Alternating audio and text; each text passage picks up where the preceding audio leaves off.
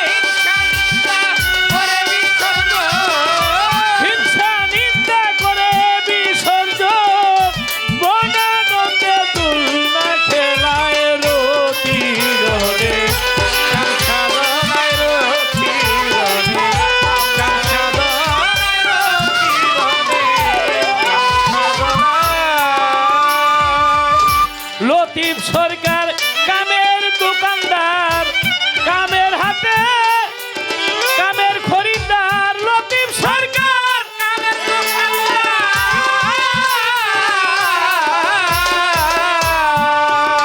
ওরে কামের হাতে আছে কামের খরিদ্দার। এইবার কাম দুয়ারে কামের সাতার, কাম দুয়ারে কামের সাতার, ডুবে না কামুক সাধনায় রতি রনে, কাম সাধনায় রতি রনে, কাম সাধনায় রতি রনে, কাম সাধনায়। ওরে বাবা মায়ের কামে রোজে এলাম গো এই সুন্দর ধরায় রতি রনে, কাম সাধনায় রতি রনে, কাম সাধনায় রতি রনে, কাম সাধনায় রতি রনে, কাম সাধনায়। যেইভাবে এতে কথা ছিল গেল কথা কইয়া। আপনার নাম টলটল কেন? আমার এদেন কইয়া টলে বিদায় টলটল।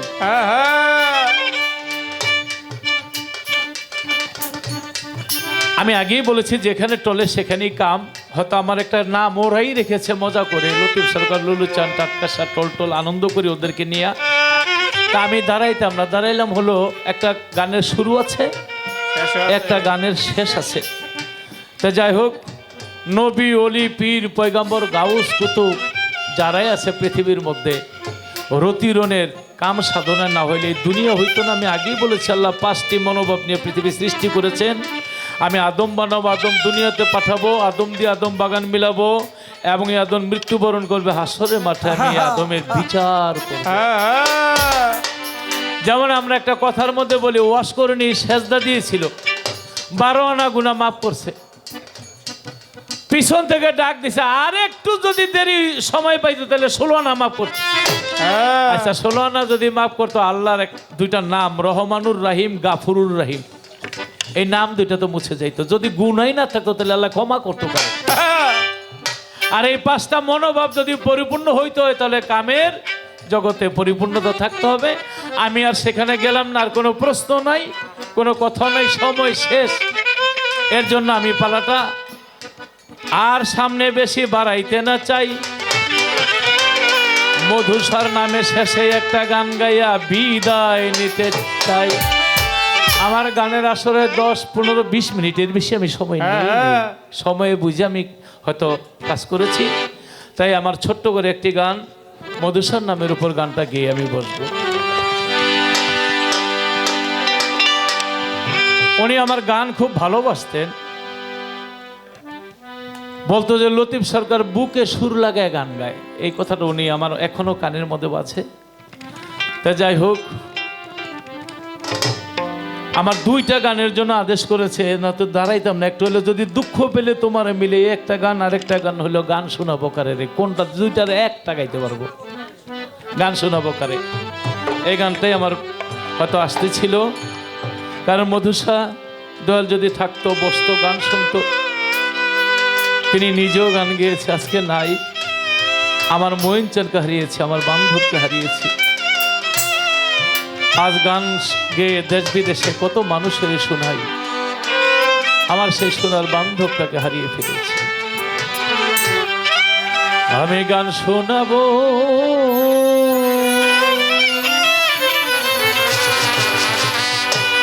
কারে রে, আজ আমার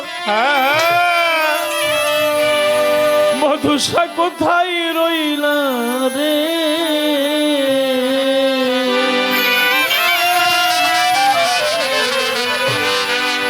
আমার মধুসা নাই, বান্ধব না।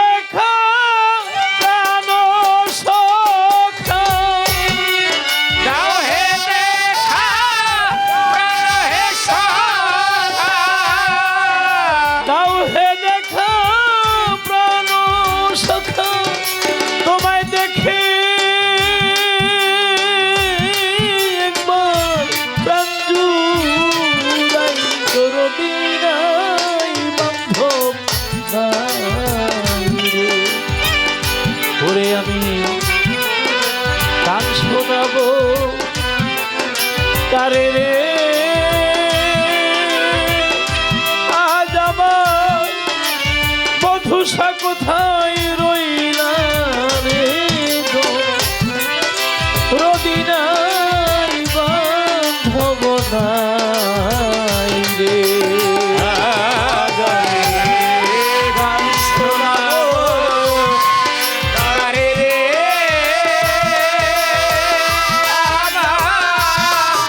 আমার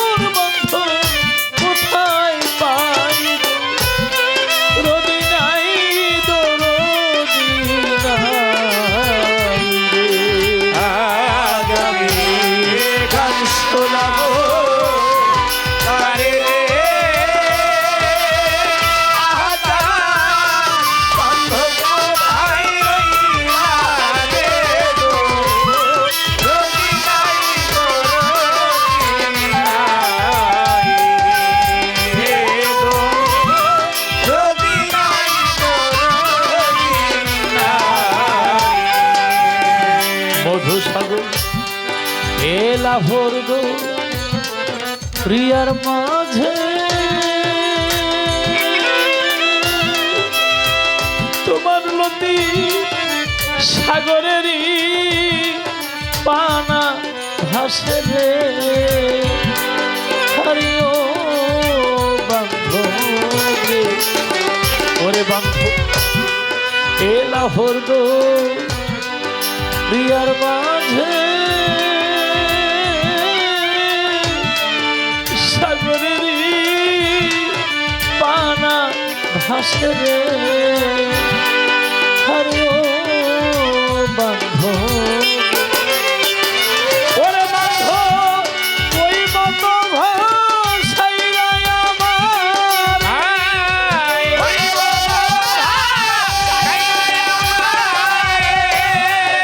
ওই মত ভাষাইয়া আমার আমি সাতারিয়া খুলনা পাইব রবি নাই বান্ধব নাই রে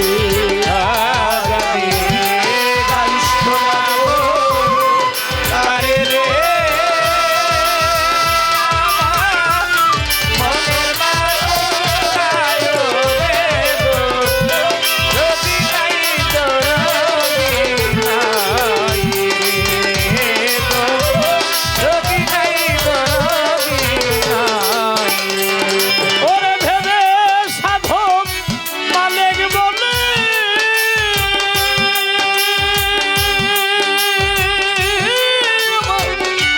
আলেপ চান্দির চরণ তোলে রে হরিও বান্ধব রে ওরে ভেবে সাধক মালিক বলে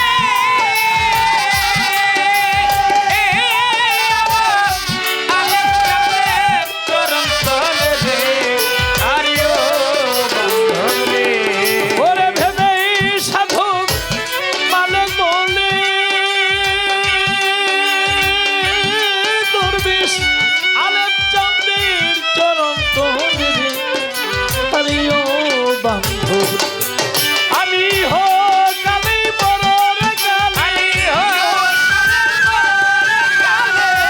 ইহকালে বড় রে কালি ইহকালে বড় রে কালি চরণ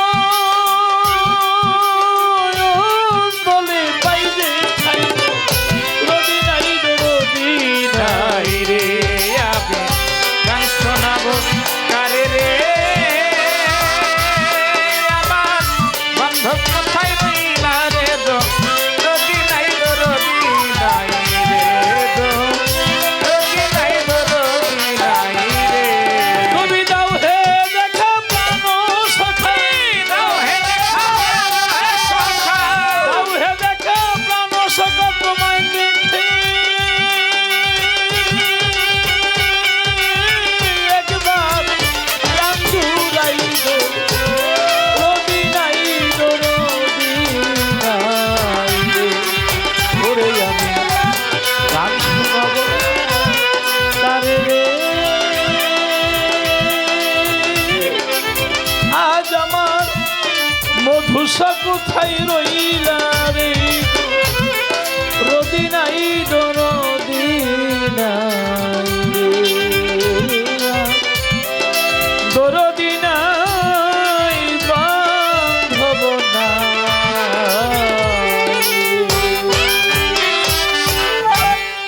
গানে ভাষায় কথায় কামপ্রেম ব্রাহ্মণ পালার মধ্যে হয়তো বিভিন্ন